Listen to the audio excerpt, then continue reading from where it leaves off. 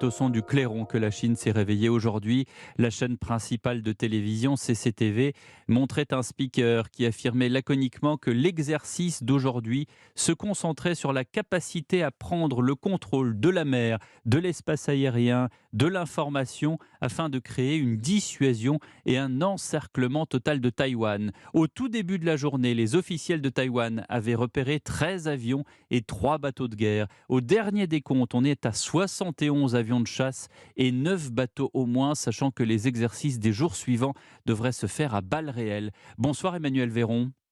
Bonsoir. Vous êtes géographe spécialiste de la Chine contemporaine, on le dit depuis ce matin, mais c'est donc clairement en représailles à l'entrevue de la présidente taïwanaise et du speaker de la Chambre américaine.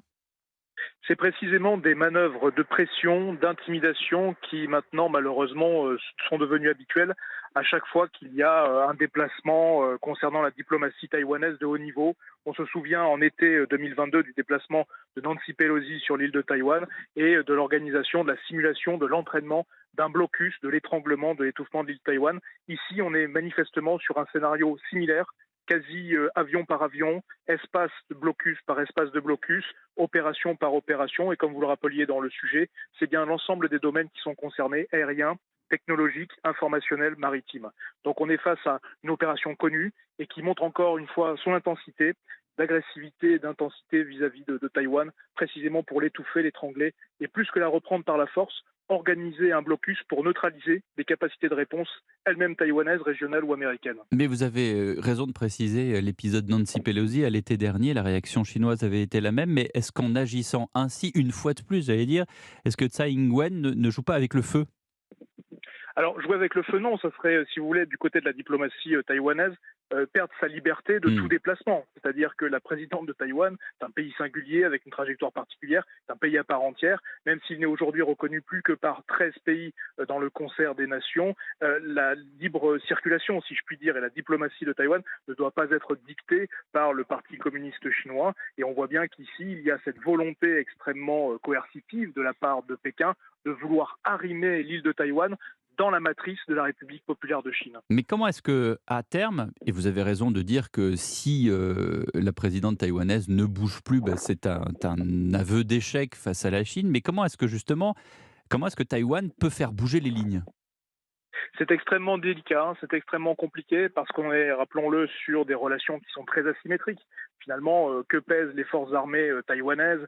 140, 160 000 hommes face aux plus de 2 millions d'hommes en République populaire de Chine, le nombre de bateaux, d'aéronefs, etc., etc. Donc on est sur des registres très asymétriques. Et d'ailleurs, à travers ces simulations de blocus et ces manœuvres, Pékin instrumentalise cette Hmm. asymétrie et souffle sur les braises pour vraiment pousser les Taïwanais dans leur retranchement. Mais aussi, je voudrais signaler le Parti communiste chinois est actif sur le domaine politique, Hmm. puisqu'on avait la visite la semaine dernière, pendant une douzaine de jours, de l'ancien président de Taïwan, Ma Ying-jeou, patron du Kuomintang, c'est-à-dire l'ancien parti nationaliste, le parti nationaliste en vigueur à Taïwan. Mhm. Et cette visite visait précisément à anticiper les élections présidentielles à Taïwan en De l'an prochain, 2024, oui. l'année prochaine, absolument, pour avoir une influence sur l'électorat taïwanais et éviter une escalade militaire et précisément prendre l'île, non pas par la force, mais par du blocus, par de la neutralisation et par, si vous voulez, un étouffement, avec le registre politique présent en toile de fond. Emmanuel Véron, on est bien d'accord que pour l'instant, ce sont des exercices militaires, mais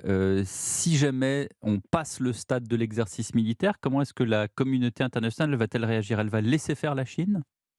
Oui, alors vous l'avez vu dans la déclaration de Tsai Ing-wen ce matin tôt, Tsai Ing-wen qui affirmait que Taïwan est bien évidemment libre, est agressée par le Parti Hmm. communiste chinois, par Pékin, avec à sa droite le drapeau de Taïwan, à sa gauche le drapeau américain.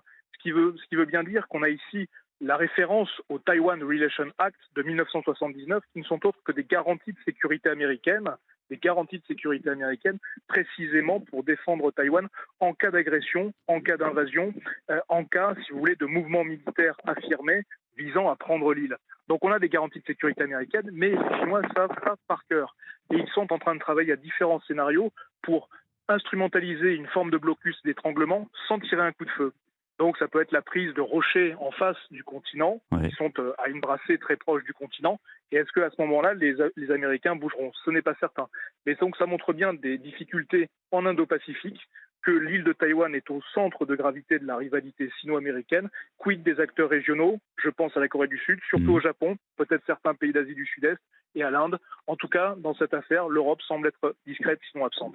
Merci beaucoup de votre analyse, Emmanuel Véron, géographe et spécialiste de la Chine contemporaine. Merci d'avoir été en direct sur Europe 1.